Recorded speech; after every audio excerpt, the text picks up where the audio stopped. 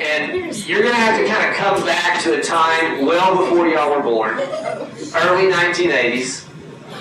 The date was September 2nd, 1984. And as I tell this story, I want you to think, what will my destiny in life be? What will my legacy and footprint be? And how am I going to make it tomorrow a better place for us all? Like I said, September 2nd, 1984, good buddy of mine, we're hanging out on the streets of Big Spring, Texas, cruising up and down, doing what teenagers do. And as we cruised up and down Greg Street that day in Big Spring, we saw somebody we didn't expect to see. She was a friend of mine from high school, a friend of ours from high school, and the reason we didn't expect to see her was 3 months earlier, on her way home from prom, she had been involved in a car accident. And she had been paralyzed, and she had been in rehab. We got each other's attention, and we pulled over. Began talking and reminiscing, catching up, seeing how she was doing. And as I sat there and talked to Natalie, I thought, how tragic. How tragic.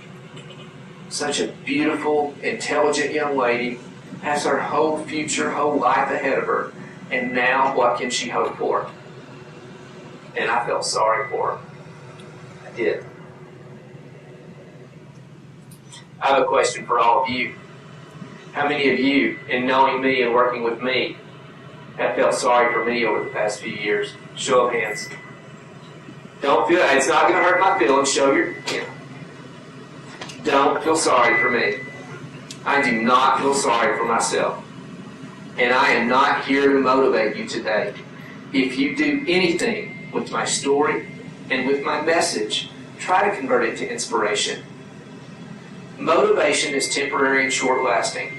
Inspiration is something you carry with you in your heart and soul. And down the road, when you face adversity, and y'all know how I feel about adversity, it might help you be able to deal with that. As my buddy and I pulled away from Natalie that day, I turned to him and said, and these were my exact words, Kent, if that ever happened to me, I would put a gun to my head and pull the trigger.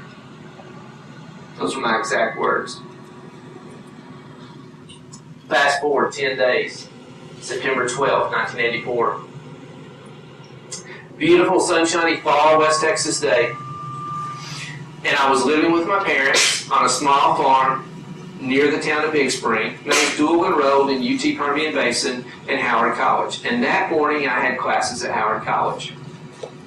And I remember the day like it was yesterday. I remember everything that I did before I left that morning. I remember getting a glass of drink of orange juice out of the fridge before I left. And then I ran out, jumped on my bike, and then I looked back at the beautiful day that was developing, and I thought, oh, what a nice day for a bike ride. Turned back around, started my bike up, grabbed my helmet off the handlebars, turned back around and looked at that beautiful day and thought, oh, really want to feel the wind in my hair today. Such a nice day for a bike ride. It's only 5 miles into campus. And I laid the helmet on the ground. Started off and took off down the road. Now I traveled into Big Spring on a small 2-lane country road. And just prior to entering into the campus of Howard College, there were 2 very, very steep hills, 60% grades. And as I crested that first hill, I encountered a surprise. Now literally, it was a car in my lane. Figuratively, it would be my destiny and my footprint in life. When I crested that hill at 50 miles an hour, I had maybe 30, 40 feet, not long, but 4 thoughts instantly jumped into my mind. The first, of course, oh no, I'm going to crash, and this is really going to hurt. The second, I need to go to the right. I attempted to do that. The third, I need to hit the brake. No, there's no time. No, I need to jump off my motorcycle and I didn't have time to do any of those. And 9 inches from being off my side of the road, I collided under the passenger side headlight of that car. I was thrown over 100 feet in the air, and I landed on my head. Suffered severe, critical, should have been fatal injuries. And though I have no memory of the accident beyond seeing the car, I was fully conscious, I'm told. There were people at the scene I was talking to. They told me what I did, but I had no memory. My injuries were very, very critical and life-threatening. The doctor told my family that they needed to show up to the hospital within 3 hours if they wanted to see me alive again. I had a skull fracture that ran from the front of my left eye all the way across the top of my skull to the base. It was 1.5 inches wide at the top. My head was the size of a boy's basketball in solid purple from all the blood in it. It snapped my spinal column right at the chest level, and all of my vertebrae in my spinal column below that level was shattered into about 1,000 pieces. I no longer had a vertebra down there. It caught this leg in between my bike and her car, ripped the skin and a lot of the bone off that leg below the knee. And after I hit and landed, I rolled into a fence and basically cut my ear off. They did manage to sew it on. It's part plastic, but they did a pretty good job.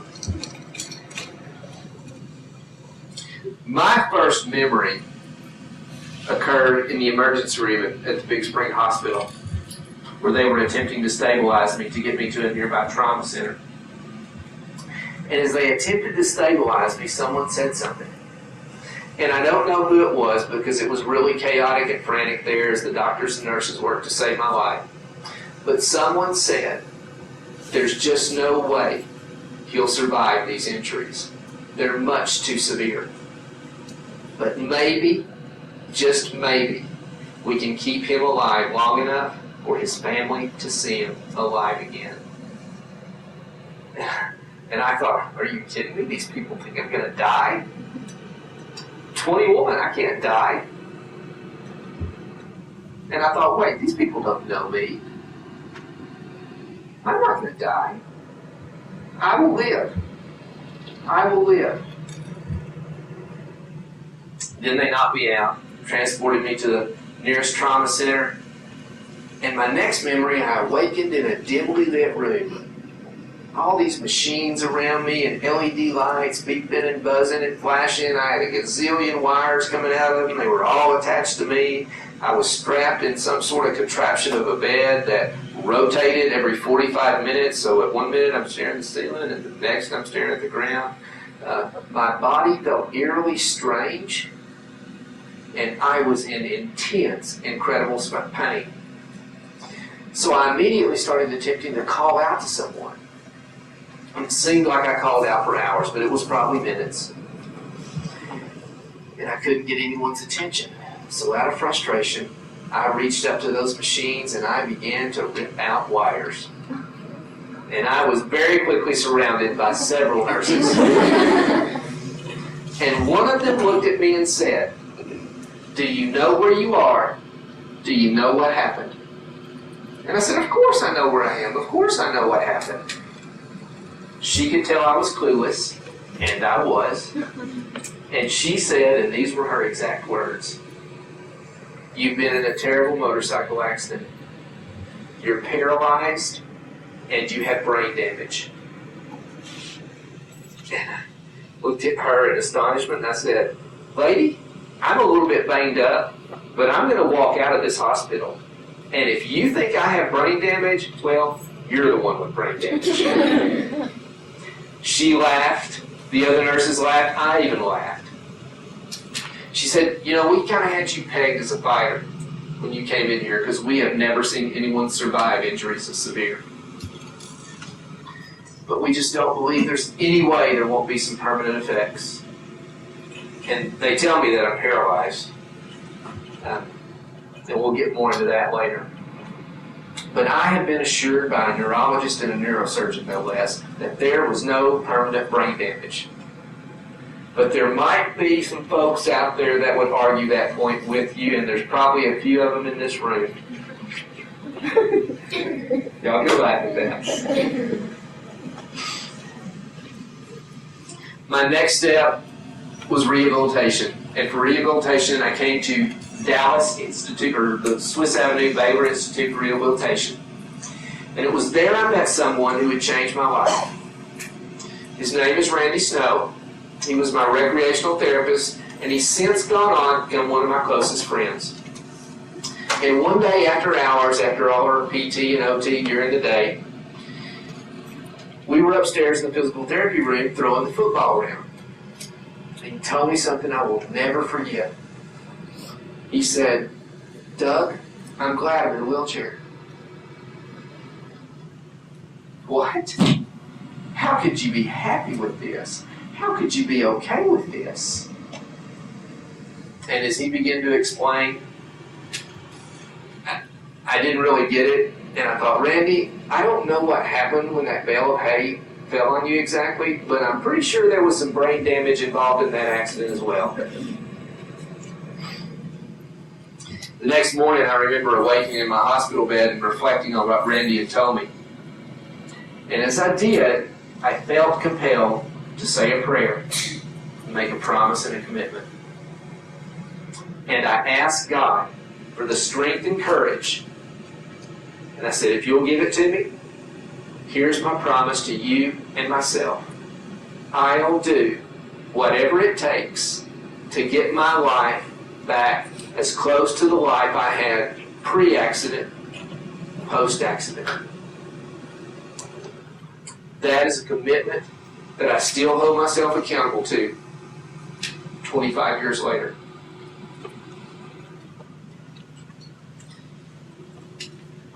I'm not really sure when I understood what Randy said. It wasn't like in a day when I had an epiphany and said, oh, wow, that's what he meant. I think that was a process that occurred over time.